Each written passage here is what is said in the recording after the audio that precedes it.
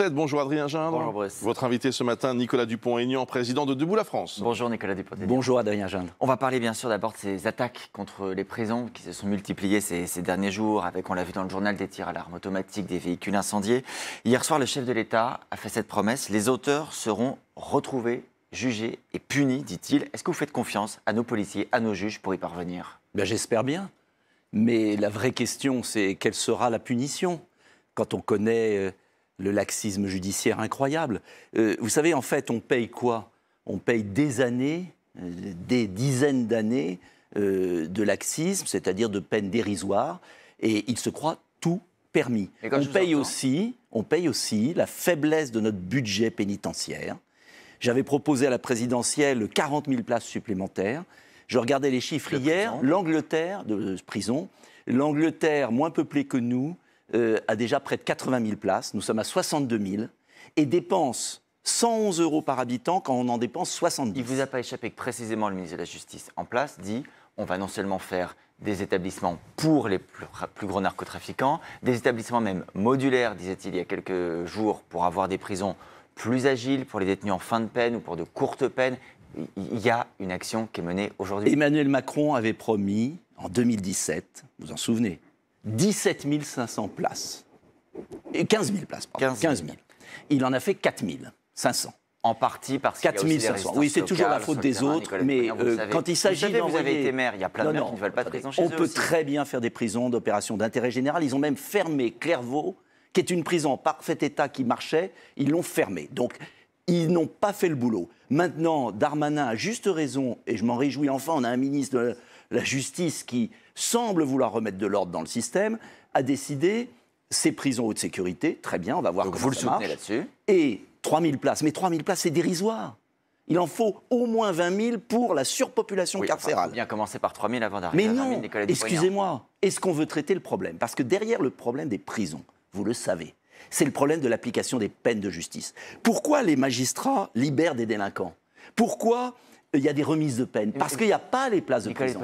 Donc c'est toute la chaîne qui en dépend. Vous dites, est-ce qu'on veut traiter le problème? Oui. Vous doutez du fait qu'aujourd'hui, le gouvernement, parce que les juges, ils sont indépendants, Nicolas Dupont-Aignan. Vous nous dites quoi? Vous nous dites, on veut mettre fin...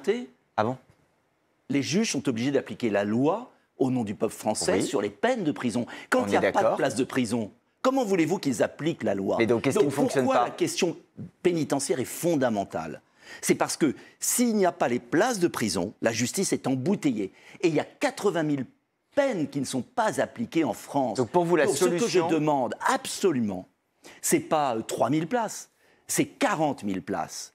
C'est la seule solution si on veut remettre notre justice en fonctionnement. L'Angleterre l'a fait. Pourquoi la France ne serait pas capable de le faire? L'Angleterre a fait la moitié du chemin, 20 000. Si on ne comprend pas ça, on ne rétablira jamais la sécurité dans notre pays. Pour bien vous comprendre, la solution pour faire face au narcotrafic en France, s'il s'agit là de narcotrafic, puisque l'enquête n'a encore rien établi dans le cadre mais de toute façon, quel que soit le nombre de places de prison. C'est fondamental pour que les magistrats, qu'on accuse souvent, moi le premier, de laxisme, aient la possibilité d'appliquer des peines de prison. Ça fait 30 ans que dans notre pays, on n'a jamais voulu voir cela. Et c'est pas 3 000 places, je m'en réjouis, c'est toujours ça de prix. Mais j'avais proposé en son temps les casernes désaffectées, d'utiliser ces casernes désaffectées pour les courtes peines. J'avais proposé qu'on ne ferme pas certaines prisons. Bref, il y a tellement à faire, on sait ce qu'il faut faire. Simplement, je vais vous dire très franchement, parce qu'il faut dire la vérité aux Français, il va falloir mettre 10 milliards d'euros sur la table.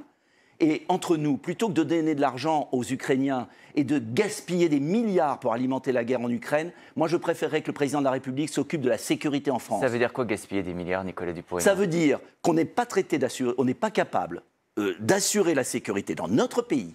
Ça veut dire que des kalachnikovs tirent sur des portes de prison. Ça veut dire que des surveillants sont menacés. Ça veut dire qu'il n'y a pas l'ordre public en France et qu'on gaspille l'argent public. C'est complètement délirant. Quand François Bayrou dit on va mettre 3 milliards sur le budget de la défense, il parle de la défense française. Vous ne mais sur la défense française. 3 milliards sur la défense française? Mais en revanche, vous savez que la France a donné 15 milliards à l'Ukraine. 15 milliards. Ces 15 milliards seraient plus utiles pour aider nos policiers, pour les payer, on a vu la grève de la BRI, pour construire les places de prison, pour rétablir l'ordre à Marseille. Avant de s'occuper de Kiev, il faut s'occuper de Marseille. On laisse les Russes avancer sur un pays européen. Non, on fait la paix, comme le veut Trump, et il a bien raison. Et si on arrêtait de gaspiller l'argent des Français, à l'étranger, pour l'Union européenne, pour l'Ukraine, et qu'on concentrait l'argent sur les vrais défis du pays, comme je le réclame depuis tant d'années, eh bien, je peux vous dire que notre pays irait mieux. Mais vous croyez c'est tellement sincèrement facile d'aller distribuer l'argent aux Nicolas autres Dupont-Aignan, et de ne pas traiter les problèmes du pays. Vous croyez sincèrement que les problèmes de la France se limitent aux frontières françaises stricto sensu, Eh bien, que je rien de pense. ce qui se passe à l'extérieur ne nous concerne? Pas du tout, bien évidemment, je ne suis pas idiot, cher monsieur. Mais je dis simplement que quand on a une nation en faillite, c'est M. Bayrou qui le dit, il a raison, quand on a une nation en difficulté, on priorise, c'est-à-dire qu'on se dit où sont les priorités. Et moi, je ne veux pas voir mon pays où les surveillants pénitentiaires sont traqués à domicile, où les policiers sont traqués à domicile, où les narcotrafiquants tiennent le terrain.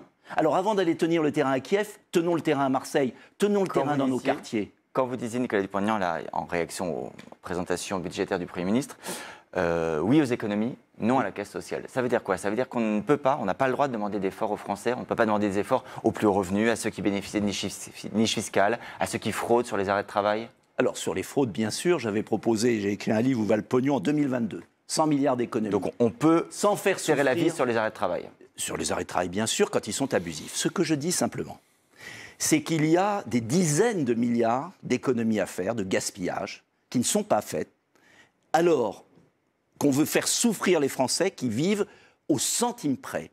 C'est tellement facile de s'attaquer aux malades, c'est tellement facile de s'attaquer aux retraités. Les retraités, ils ont travaillé toute leur vie, durement. Il y a eu un contrat entre la nation et eux, qui était d'avoir une retraite par répartition indexée sur l'inflation. On doit respecter ce pacte. Sinon, il n'y a plus de pacte social.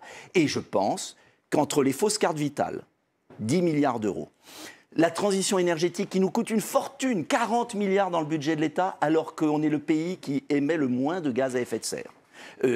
L'Union européenne, où on dépense toujours plus, on est en déficit net de plus de 10 milliards.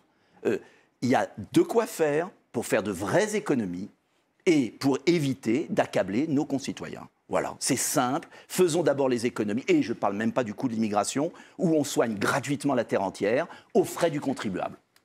On ne soigne pas toute la terre entière, et on le fait pour des raisons de santé gratuitement, il n'y a qu'à aller dans nos hôpitaux. L'aide médicale d'État, c'est pour des raisons de santé publique, notamment Nicolas Dupont-Aignan, excusez-moi, pas pour la terre entière. Excusez-moi, on fait souffrir les Français, alors qu'on donne des milliards aux étrangers, en aide sociale, en RSA, en droit à la retraite, en droit d'asile.